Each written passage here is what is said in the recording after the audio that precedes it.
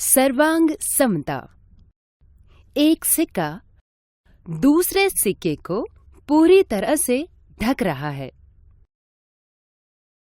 एक डाक टिकट दूसरी डाक टिकट को पूरी तरह से ढक रहा है। ऐसी वस्तुएं परस्पर सर्वांग सम हैं।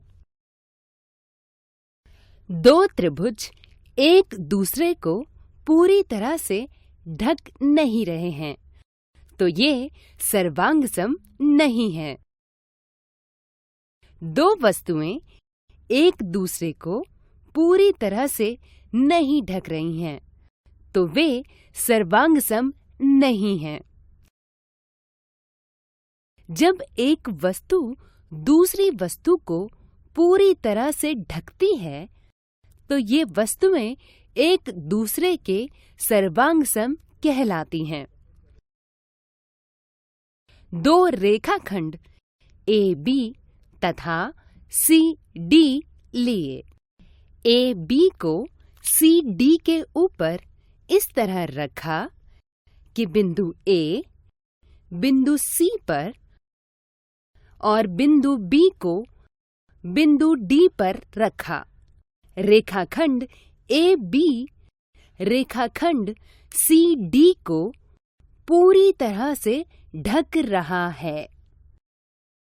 इसीलिए हम कहते हैं कि दोनों रेखाखंड सर्वांग सम हैं, और हम लिखेंगे AB सर्वांग सम है CD।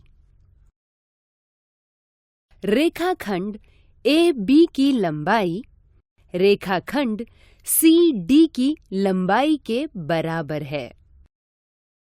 दो रेखाखंड AB तथा CD बराबर लंबाई के लिए रेखाखंड AB रेखाखंड CD को पूरी तरह से ढक रही है।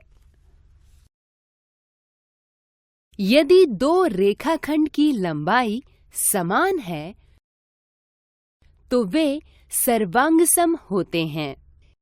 यदि दो रेखाखंड सर्वांग सम हैं, तो उनकी लंबाई समान होती है। रेखाखंड UV को रेखाखंड WX पर रखा। UV रेखाखंड WX रेखाखंड को पूरी तरह से ढक नहीं रहा है। ये रेखाखंड सर्वांग सम नहीं है।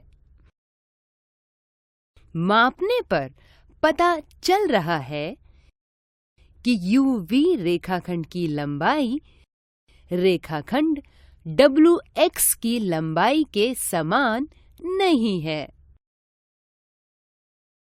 कोण PQR को कोण ABC पर इस प्रकार रखा कि किरण QP किरण BA पर और किरण QR किरण BC पर आ रही है। इसलिए ये कोण सर्वांग सम है। मापने पर पता चलता है कि दोनों कोण समान माप 40 अंश के हैं। कोण ABC का माप कोण PQR के माप के बराबर है।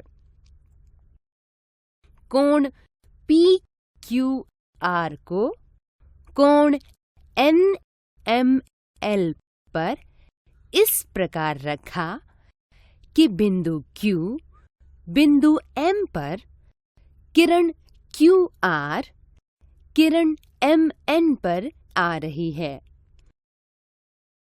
किरण QP किरण ML पर नहीं आ रही है। इसलिए ये कोण PQR कोण NML सर्वांग सम नहीं है।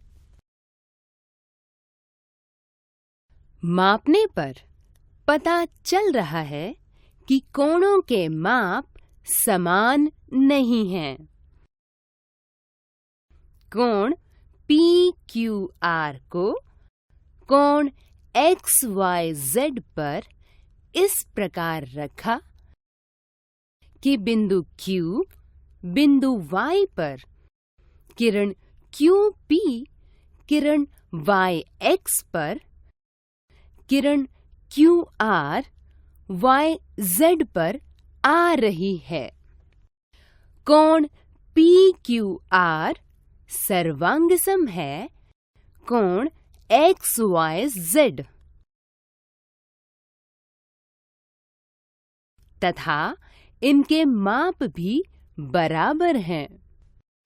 कोण XYZ की किरणें YX और YZ क्रमशः कोण PQR की किरणों QP तथा QR से अधिक लंबी प्रतीत हो रही हैं। फिर भी कोण सर्वांगसम है तथा उनके माप भी समान हैं। किरणें केवल दिशा को प्रदर्शित करती हैं।